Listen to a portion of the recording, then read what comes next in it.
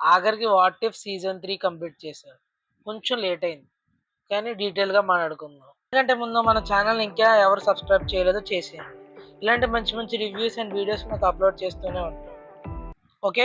నేను మీ Teja. Welcome to my channel. ఇక వీడియోలోకి వెళ్ళిపోదాం. ఇక 'వాట్ ఇఫ్' ఎపిసోడ్స్ ర్యాంకింగ్ దగ్గరకొస్తే ఎపిసోడ్ 1 నుంచి ఎపిసోడ్ 8 దాకా ర్యాంకింగ్ వస్తాం. Episode 1 is good.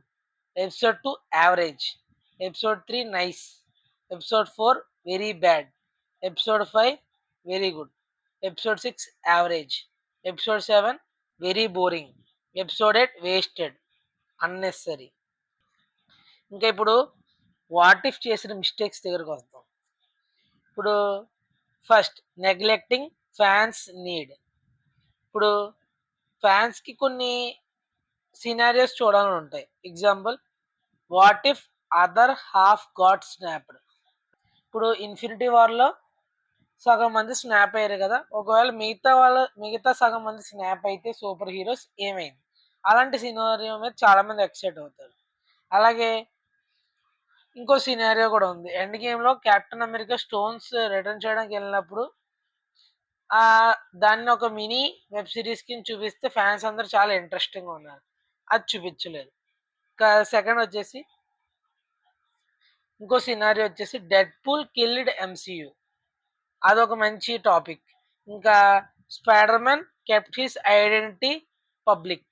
నోవేర్ హోమ్లో తన ఐడెంటిటీ పబ్లిక్ అవడం వల్ల తన స్పెల్ అంతా చేసి మర్చిపోయేలా చేశాడు. ఒకవేళ పబ్లిక్లో ఉంటే ఏమవుద్ది అనే సినారియో మంచి ఇంట్రెస్టింగ్ మీద ఉంటుంది.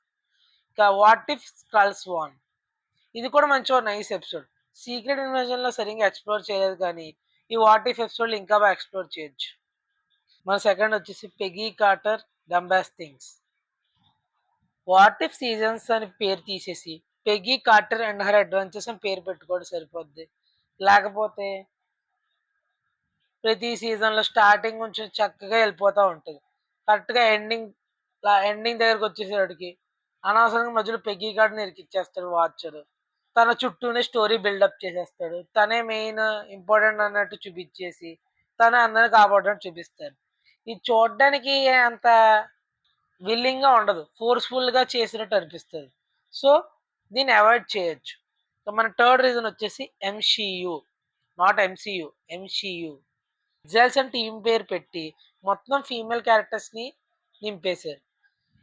ఇందులో 4 క్యారెక్టర్స్ ఉన్నాయి. ఫస్ట్ వన్ వచ్చేసి వర్డీ, హోవర్డ్ డక్ అండ్ డార్సీకి పుట్టిన బేబీ బర్డీ.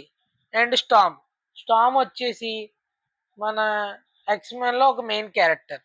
ఇంకా థర్డ్ వచ్చేసి పెగ్గీ కార్టర్, తన గురించి తెలిసింది, ఫీమేల్ కెప్టెన్ అమెరికా. ఇంకా ఫోర్త్ వచ్చేసి కహోరి, తను మన వాట్ ఇఫ్ సీజన్ 2లో తను ఒక మల్టీవర్సల్ డైమెన్షన్ బీయింగ్, తను అమెరికా చావెస్కి ఎగ్జాంపుల్ అని తీసుకోవచ్చు.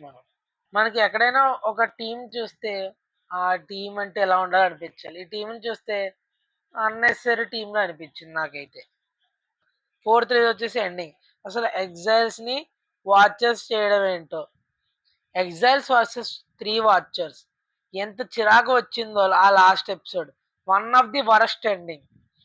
వీళ్ళు నలుగురు కలిసి ఒక ముగ్గురు వాచర్స్ని ఓడించలేకపోయారు. లాస్ట్లో కూడా ఏదో పెద్ద హీరో సాక్రిఫైస్లో పెట్టారు, కానీ అది అంతలా ఎక్కలేదు. ఫిఫ్త్ రీజన్ వచ్చేసి why to connect. What if అని వేరే సినారియోస్ చూపించారు, బాగుంది. ఇంకా లాస్ట్ ఎపిసోడ్స్ వచ్చేసరికి ప్రతి సీజన్లో మళ్ళీ ప్రీవియస్ సీజన్స్కి లింక్ చేయడం అవసరమా?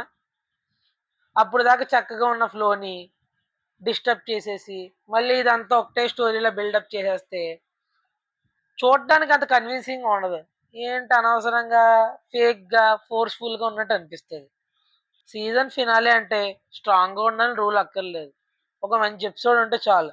అలానే సీజన్ ఫినాలే చాలా గ్రాండ్గా ఉండాలని స్టోరీ అంతా కలిపేసి తీస్తే ఫ్యాన్స్కి చిరాకు వస్తుంది, చూసే మూడు ఉత్సాహం తగ్గిపోతుంది.